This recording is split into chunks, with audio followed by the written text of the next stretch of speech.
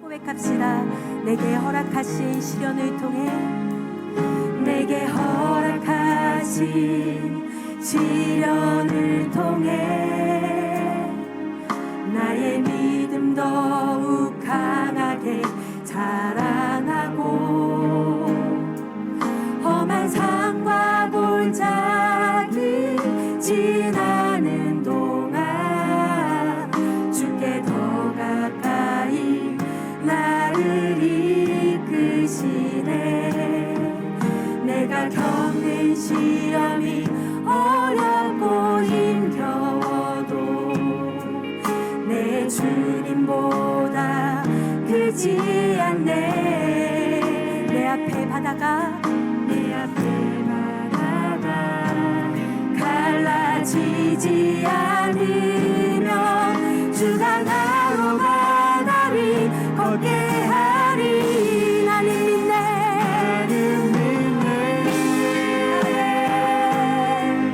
주의 능력으로 내 삶 새롭게 되리. 나는 믿네. 주의 능력으로 담대히 나가리라. 주와 함께 싸워 승리하리라. 날마다 믿음으로 나 살아가리. 우리 처음부터 다시 한 번 더 고백합시다. 우리 믿음 가지고 내게 허락하신 시련을 통해 나의 믿음 더욱 강하게 자라나고, 험한 산과 골짜기 지나는 동안 주께 더 가까이 나를 이끄시네. 내가 겪는 시험이 어렵고 힘겨워도 내 주님보다 크지 않네.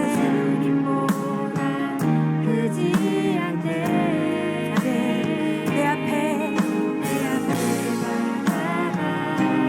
갈라지지 않으면 주가 나로 바다 위 걷게 하리. 나는 믿네.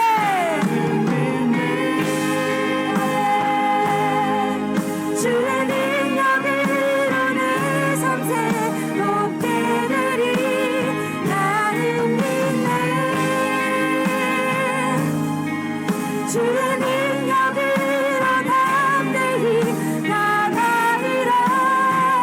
주와 함께 싸워 승리하리라.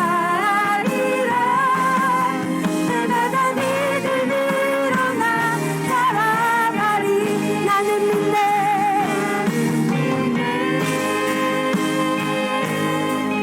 주의 능력으로 내 삶 새롭게 되리. 나는 믿네. 주의 능력으로 담대히 나가리라. 주와 함께 싸워 승리하리라. 날마다 믿음으로 나 살아가리. 날마다 믿음으로 나 살아가리. 우리의 믿음의 고백을 기뻐 받으시는 주님 앞에 영광의 박수 올려드립시다. 아멘. 오늘도 하나님이 주시는 평안이 여러분들의 삶 가운데 가득하기를 축복합니다. 오늘 함께 나누실 하나님의 말씀은 여호수아서 22장 10절에서 12절까지 말씀입니다. 르우벤 자손과 갓 자손과 므낫세 반 지파가 가나안 땅 요단 언덕가에 이르자 거기서 요단가에 제단을 쌓았는데 보기에 큰 제단이었더라. 이스라엘 자손이 들은즉 이르기를 르우벤 자손과 갓 자손과 므낫세 반 지파가 가나안 땅의 맨 앞쪽 요단 언덕과 이스라엘 자손에게 속한 쪽에 제단을 쌓았다 하는지라. 이스라엘 자손이 이를 듣자 곧 이스라엘 자손의 온 회중이 실로에 모여서 그들과 싸우러 가려 하니라. 오늘 말씀의 상황은 이러합니다. 르우벤 자손과 갓 자손과 므낫세 반 지파가 드디어 정복 전쟁을 마치고 나서 그들에게 주셨던 그 땅으로 돌아가는 거예요. 근데 그들이 요단 언덕가 이르러 어떤 걸 하냐면 큰 단 하나를 쌓는 거죠. 이것을 본 나머지 지파들이 싸우러 가자는 거예요. 도대체 왜 싸우러 가는 걸까요? 왜 이런 일들이 발생하게 된 걸까요? 이유는 간단합니다. 16절에 나와 있는데요. 여호와의 온 회중에 말하기를 너희가 어찌하여 이스라엘 하나님께 범죄하느냐라고 이들이 얘기하는 거예요. 왜냐하면 이 지금의 단의 의미가 무엇이냐를 생각했을 때 이거 결국 너희들이 하나님 반대편으로 돌아서려는 일 아니냐는 거예요. 너희들 우상 숭배하려는 거 아니냐는 거예요. 나 외에 다른 신상을 섬기지 말라고 했는데 너네들 지금 그걸 만든 거 아니냐는 거예요. 그러니 이것들에 대해서 가만히 있을 수가 없다는 거예요. 우리 조상들이 이것 때문에 얼마나 긴 벌을 받았는데 지금 우리가 하나님 뜻대로 하나님께서 원하시는 뜻대로 살아가자고 다짐하고 결단하고 살아가는데 어찌 너네들이 이러할 수 있느냐. 이들은 분개한 거죠. 그래서 르우벤 자손과 갓 자손과 므낫세 반 지파를 이제 멸절하기 위해서 모인 거예요. 그런데 궁금한 게 있습니다.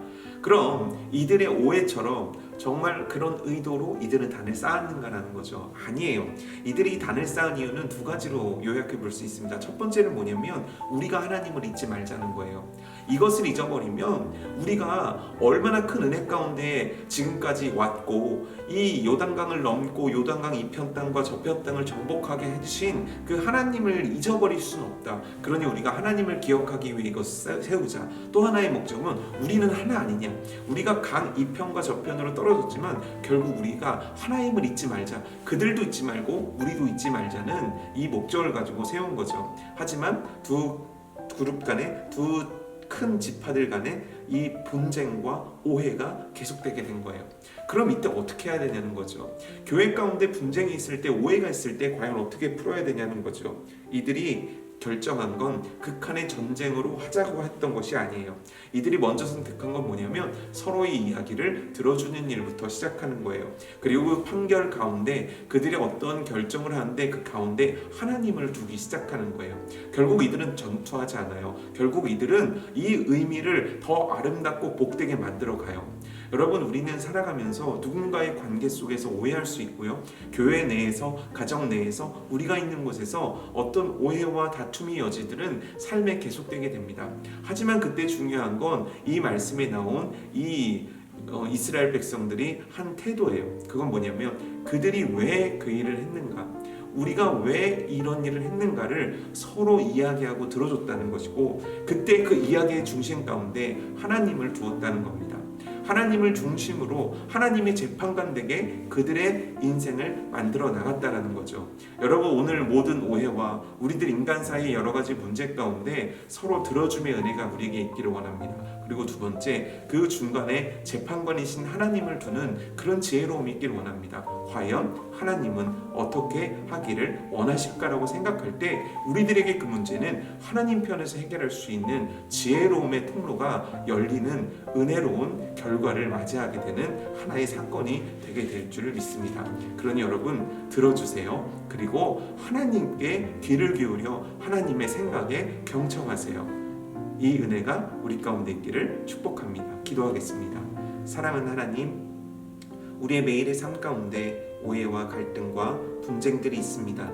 그 가운데 나는 내 의견을 내고 내 목소리를 키우는 것들에 대해서 굉장히 잘 배워왔습니다. 하지만 오늘 말씀을 통해서 배웁니다. 들어야 된다는 것, 그리고 무엇보다도 하나님을 그 문제 가운데 두고 하나님의 뜻을 쫓을 수 있어야 된다는 것 말입니다. 오늘 우리의 삶 가운데 이 지혜로움이 있어서 우리의 문제가 아름다운 결실로 맺혀지는 은혜가 있도록 하나님, 우리의 삶 가운데 이 지혜로움이, 이 말씀이 세워지는 은혜가 있게 하여 주시옵소서. 감사합니다. 예수님의 이름으로 기도드리옵나이다. 아멘.